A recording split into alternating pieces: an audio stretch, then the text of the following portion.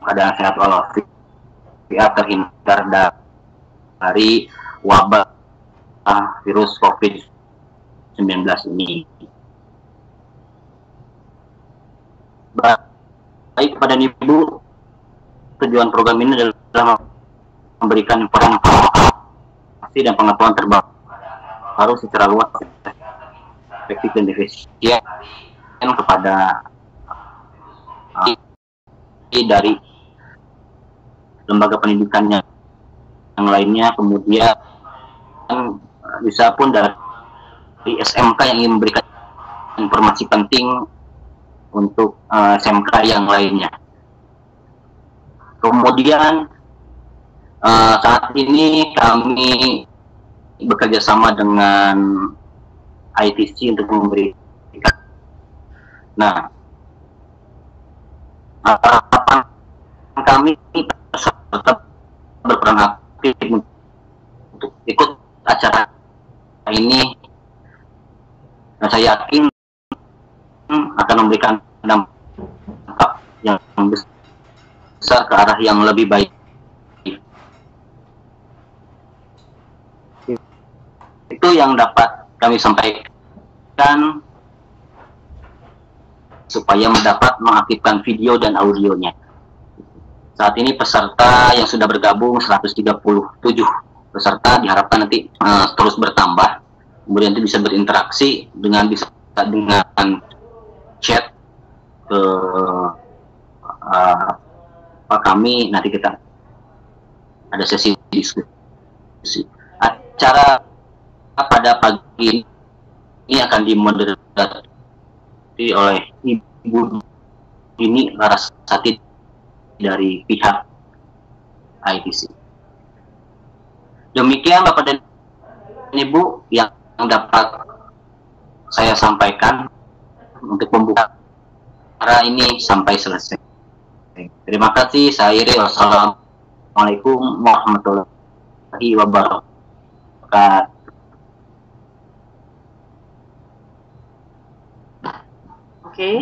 Assalamualaikum warahmatullahi wabarakatuh. Terima kasih Pak Dadan atas introduction-nya. Perkenalkan Bapak Ibu sekalian, nama saya adalah Dini. Saya adalah moderator yang akan bertugas hari ini untuk webinar hari ini dengan DPPI. Apakah masih ada yang tidak bisa mendengar? Semua sudah bisa dengar? I think everyone can hear me, right? Ya, sudah dengar. Oke, baik. Sebelum seminar ini dimulai, saya akan membacakan beberapa webinar rules untuk hari ini.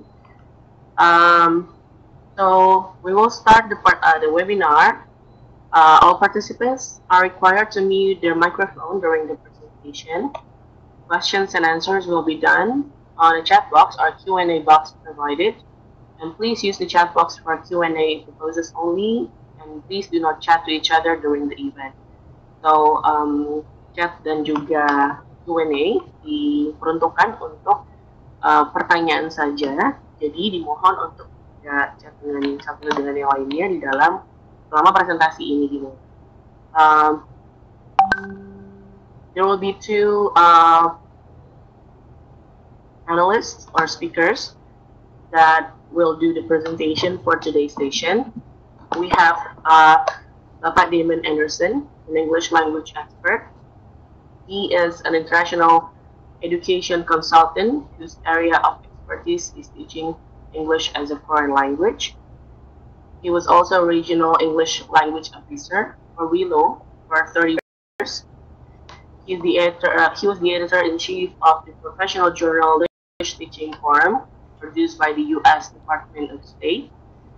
He directed the intensive English program at Arizona State University and lectured in the English and Cross-Cultural Communications Department. He has his MA in Applied Linguistics and CFO. He's now an Associate Director of International Test Center. Pak Damon will become our first presenter for today's session. Hello, Pak Damon. We also have Ibu Hafilia. Ibu Hafilia Ismanto started her career in English language training in 1984 as a part-time English teacher. During her 27th tenure from 1984 to 2011, she has been involved extensively in the field of English language teaching and learning, which includes developing curriculum for classroom-based instructions, materials, assessment, teacher training, and quality assurance. She established HRI and Associates, Hafilia Ismanto and Associates, developing initiatives and consultancies for betterment of Indonesia's human resources through English language education. And aside from her present position, she is also Director for Learning Solutions at International Test Center, Indonesia, an ETIAS-approved trainer for IB trainer, a teacher trainer affiliated with leading international publishers. Hello, Bu Hafil. Hi everyone. Okay, so if you have questions, again, you can do it on the chat box or the Q&A. You can use Bahasa Indonesia or English if you wish. Also, we will have a polling, 2 pollings during the event. So please make sure that you follow this event thoroughly from the beginning till the end. And I hope you enjoy the sessions. And I will let Pak Damon to lead the presentation now. Thank you. Everybody, glad to see you all. And if you'll bear with me for 1 second while I put up my PowerPoint.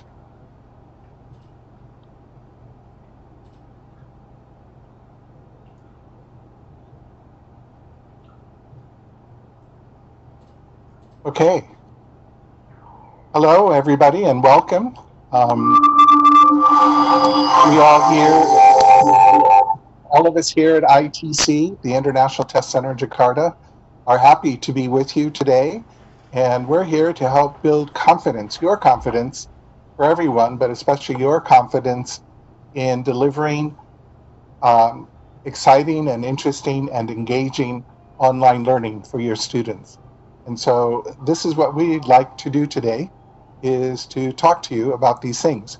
But before I begin, I want to applaud all of you today. I want to give you an applause because I believe that all of you are unsung heroes.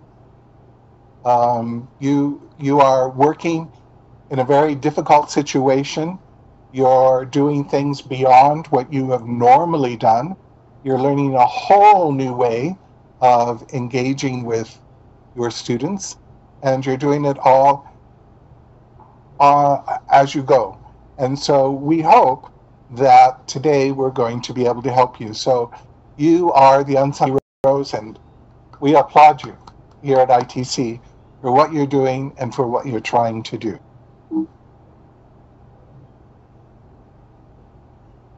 Okay, so let's get into our discussion. Our discussion today, we're going to be teaching online or online instructional engagement.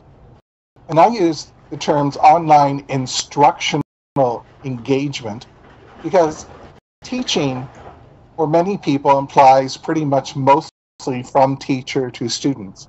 But the online instructional engagement has to be almost a 50-50 sort of engagement. And so you're going to be giving instructional cues and guides and everything, but the students are required to engage with you. They need to engage more with you in online than they do in the classroom, because you're not able to see things like their smiles, their frowns, their body language, or other cues. So you need to find new ways of engaging with them to make sure that they are still with you. And so we'll be giving some ideas for these as we go along. So online instructional engagement, we're going to share some basic issues to consider. We're going to discuss with you today ideas for presenting, ideas for assessment and feedback, some ideas on activity types, and some ideas and some online resources that you can have access to. So these are the things that I'm going to try to do during my part of the presentation with you and for you. After that, we'll introduce you to the next 3 webinars, and Hafilia will talk about those and share with you who will be the presenters. So this is what our goal is for today. I hope you can sit back and enjoy it, but don't wander too far away from your video screens or your monitors, your computers. So I hope that you can see what we are doing and can take some notes. But first, I want you to remember something important. You are not just English teachers. You know, when you go out and people say, "Who are you? What do you do?" You say, "I'm an English teacher." And many people go, oh, an English teacher. You know, they're afraid of you, or they think, oh, not so interesting. But you are interesting, and you are worth knowing, because you are not just English teachers. You are communication specialists. You're training students to communicate in English.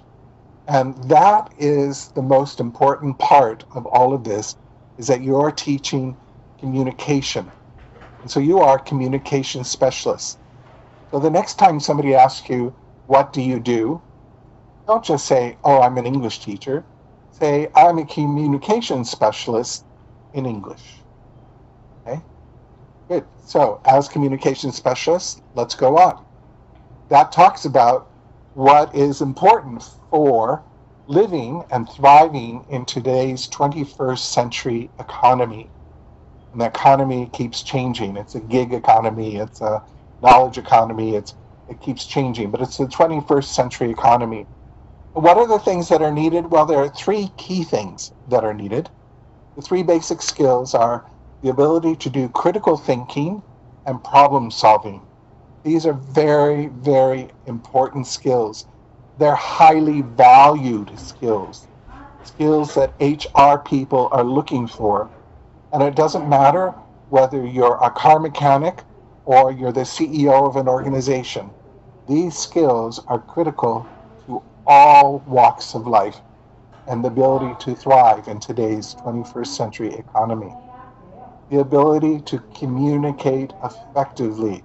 There's that word, communicate again. And here, we're talking about communication in all of its forms. Communicating not only in speaking and listening, but also in reading and writing. Being able to read many different types of documents of things, being able to read emails, to read Twitter, to read short stories, to read articles, to read memos, to read all kinds of things, and to be able to write all of those things as well. Being able to write a good email, write a good Twitter statement, write a good Facebook page posting, write a good business letter, write a good report. All of these things, the ability to communicate effectively in all forms of communication, and the ability to collaborate is probably one of the most important of all. The ability to work together as a team, with people sharing information and coming up with really good ideas, being creative, being able to collaborate and come out with a really good end product of things. So these things are really important. Critical thinking and problem solving, communication, and collaboration. These are important, and all of these are part of your ministry's emphasis on literacy. This is all part of literacy. So, with this in mind, we have to remember learning language for real-life communication is more than just memorizing vocabulary and grammar rules. These are things that have been going on in English classes for a long time. Hopefully your classes are beyond this, whether you're in the classroom or teaching online.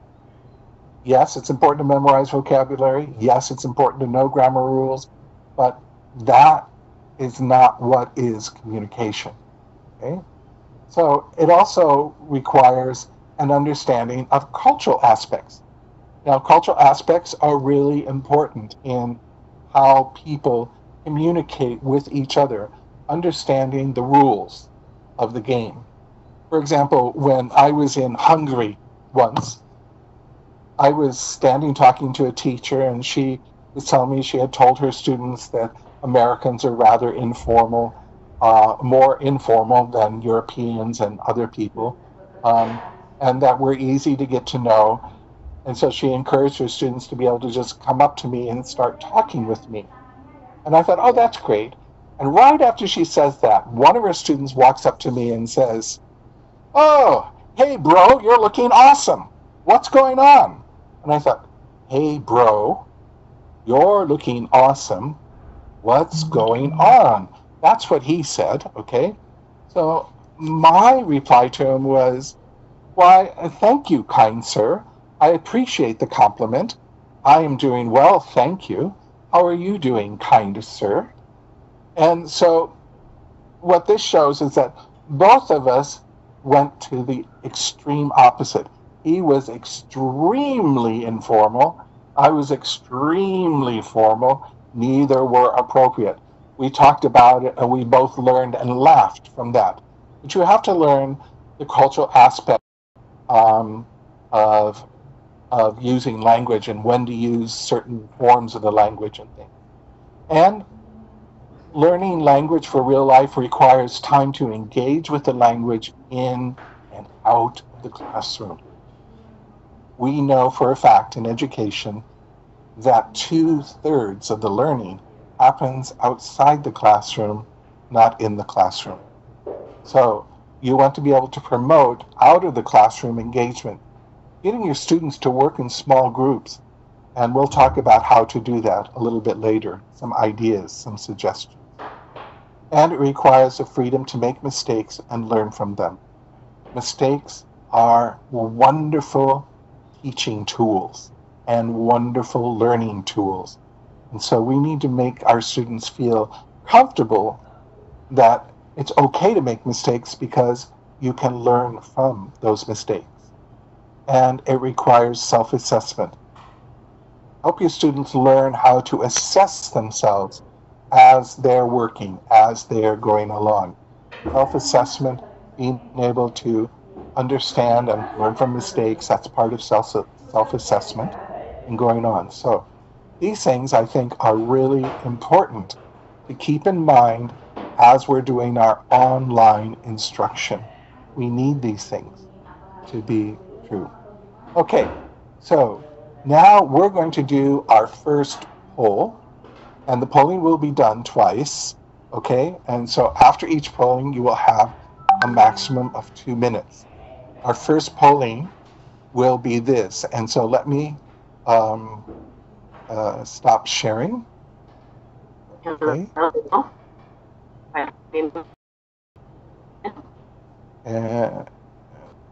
Okay, Dini. Dini, the baton is yours. Hi, Damon. Yes, ready for the polling. Okay. I'll just open the polling.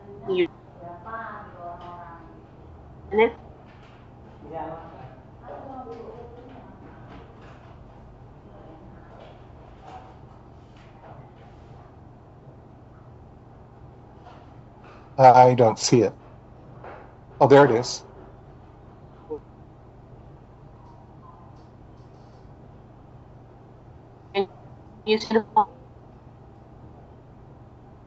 So if everybody could please answer the questions in the poll, tick yes or no for each of the questions.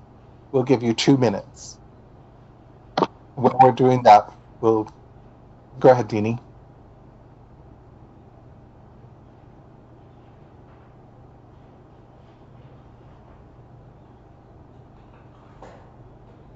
So after you tick yes or People no have started. to each of the three, then you submit your thing. So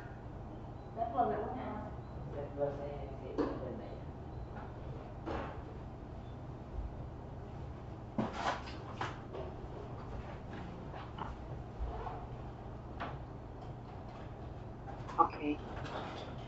Now it's 1 minute left. what percentage of people have responded?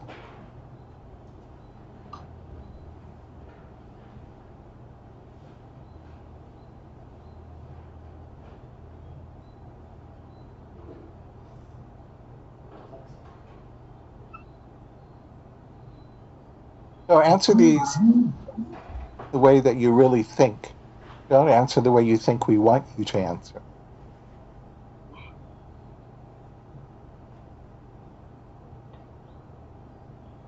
There's no right or wrong, and there's no gray. And we don't see who is voting which way. Not voting, but answering. We won't know.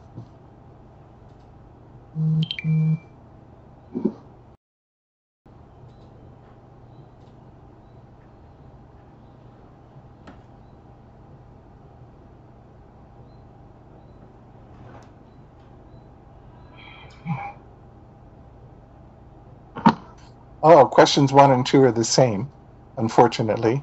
Question 3 is a different one. So. Oh, sorry.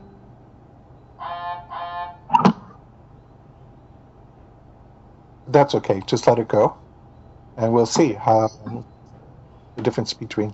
If everybody answered 1 and 2 the same way, then that's okay. But if they answered differently, then okay. Are we done?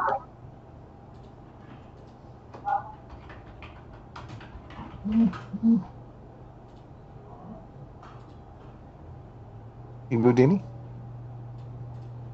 Yes, but I will close the poll now. Okay. And what was your result? It's actually closing. 9 seconds, 8 seconds, 7.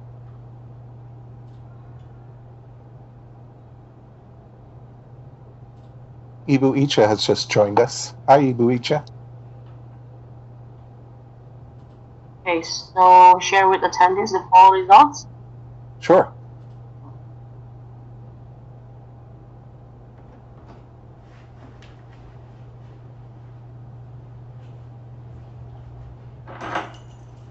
Are you seeing the results? Oh, I am. Interesting. Okay, cool. You want to give me back the presenter?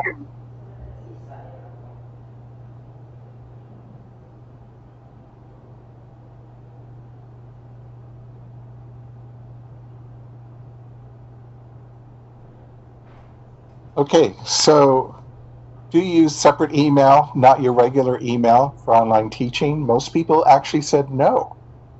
And do you use polling feature during your online class? Most people said no. So I'll talk about these in a little bit. Now, you know your students, and your community best. You know better than I do. I'm here in Pennsylvania in the United States. It's cold here at the moment. We had snow a couple of days ago. But you know your students, your content, and your community best. So we're not going to try to tell you how to do things, because it's more important that you know what your students can do. So don't feel like you need to completely change your teaching according to what we're saying here, or redesign your lessons, or use all the tools we may suggest. But think carefully about what we are saying, what you are able to do, and how you can be most effective and most engaging with your students. Our presentation is meant to serve as an inspiration for you to be creative given the challenges you will face in online teaching. We're going to talk about these challenges. So students may find online courses difficult and to complete successfully. Why? One, they may not be sufficiently motivated. So let me ask you, I'm sure if I said if I ask how many of you watch TV, everybody would raise their hands. Some people would not, but I think most people do watch TV. My question is, what do you do while you're watching TV? Do you just sit there and just focus solely on the TV? Or are you doing something else like knitting or playing a game or something at the same time you're watching TV? Or are you sitting there talking to at the same time? Are you getting up often and going to something to eat and coming back? So sufficiently motivated that they actually stay in front of the screen long enough to engage fully with the material that's on the screen and material that they're doing. In other words, they're not being called. I have two things that call me away too often. The first is my refrigerator. Yes, I love to eat, and so my refrigerator often calls me. Or my hand phone will beep, and I'll look at it going, oh, somebody wants to talk to me. So we need to get those things away. Move away the refrigerator, move away the hand phones or whatever. It seems to be sufficiently motivated to be able to sit there and concentrate. It's a matter of concentration and being focused on what they're doing. They may need help getting organized. In other words, setting a daily routine, setting goals. So when can they meet? When can they meet online with the teacher? When can they meet online with each other? When can they do some other things? So they may need help with getting that organized. And you can talk to them about organizing their schedule. And they may feel that they are alone. So you have to let them know while you're talking to them, while you're engaging with them online, that they are not alone, that there are others there with them, suffering right along with them. There are other students that are there, and you can do things with them like the polling we just did and some of the other things that we did and will be doing in this. So before you begin, we want you to set up a platform where you will communicate with your students, and where they will communicate with each other, and where they may see their work displayed, see the badges they have earned, etc. And this platform, it can be a web page for the class or a Facebook page for the class. Either one, which has clearly identifiable sections where students can find assignments, find links to documents, links to places they should go on the internet, links for important features and things they should be doing, where they can share documents with you or with each other, and where they can post some completed work or documents, or you can post it for them. So you need to have a class web page or a class Facebook page or Bing page or something. You need to find a platform for your class. And it should be class specific, not 3, 4, 5 classes all on the same page. They should be each have their own separate page where you can engage with them. Okay? You could use a blog to offer written or audio or video mini lectures or discussions and opinions. If you're not sure how to do a blog, then that is something to come back and ask us to maybe do a workshop for you on how to use blogs, how to set up and use blogs. That would be a whole workshop in itself. But think about blogs. Some of you may know them. If you don't, go to some blogs and look at them, and then think about how you could create a blog to do the same thing. You can also use YouTube to do mini lectures, video mini lectures and discussions and things. And you can use an all-encompassing commercial site such as Google Class and others which have all of these tools and space already set up. So what you need to do is to think about your class and having a good organization that will help them to keep organized, will help you be more organized, and it will help them with their engagement with you. So you need to be all connected together. Okay? So make sure your students are